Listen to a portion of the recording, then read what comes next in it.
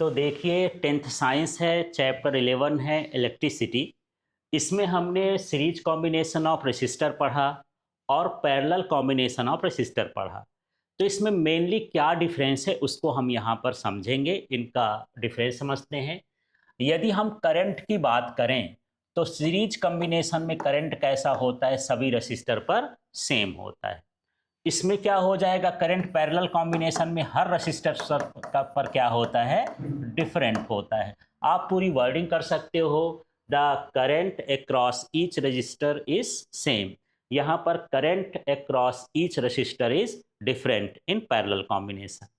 अब यदि potential difference की बात करते हैं तो यहाँ पर पोटेंशियल डिफरेंस क्या होता है, सीरीज में क्या होता है, डिफरेंट होता है।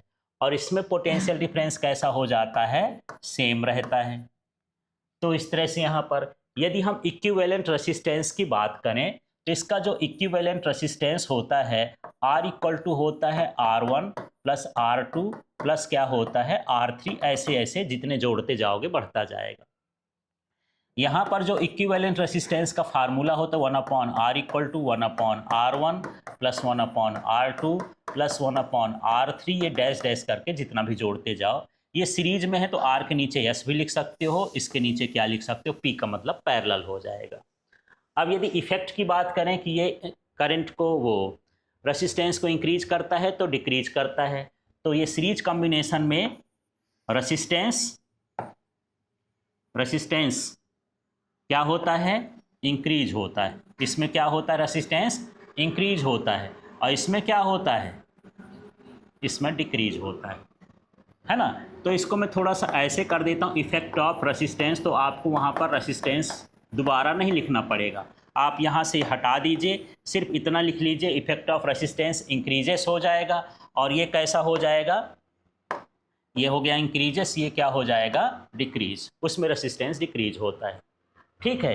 यदि हम एक ही तरह के रेसिस्टर जोड़ दें तो ये हो जाता है NR, मतलब यहाँ R1 R2 R3 सब एक जैसे हैं और n टाइम्स जुड़े हैं, तो उसका फार्मूला क्या बनेगा, NR। और यहाँ पर जो फार्मूला बनता है वो क्या होता है, R/N होता है। ठीक, अब कैसे इसके अप्लाई करेंगे, मान लीजिए 4 resistors of 3 ohm connected in series, तो 4 का मतलब यहाँ n हो गया और यहाँ 3 हो गया। ठीक है, तो यहाँ पर सीधे आ जाएगा 12 ओम, ऐसे आप फाइंड कर सकते हैं। अब इसमें लिख दिया कि 3 resistors of 9 ohm, 3 resistors of 9 ohm connected in parallel, तो कितने दिया है, 9 ओम का दिया है, तो रेसिस्टेंस कितना हो गया 9, और 3 दिया है तो ये हो गया 3, मतलब उसका क्या आएगा 3, डायरेक्ट इस तरह से निकाल सकते हो। एप्लीकेशन हम बात करते हैं तो जो सीरीज कॉम्बिनेशन होता है इन फ्रिंजेस में यूज होता है। इन फ्रिंजेस जो झालर वाली लाइट होती है ना, जो आप दिवाली वगैरह में लगाते हो, इन फ्रिंजेस में यूज होता है। और साथ में एक रेसिस्टेंस बॉक्स होता है, तो ये रेसिस्टेंस बॉक्स में होता है, रियो स्टेट में होता है।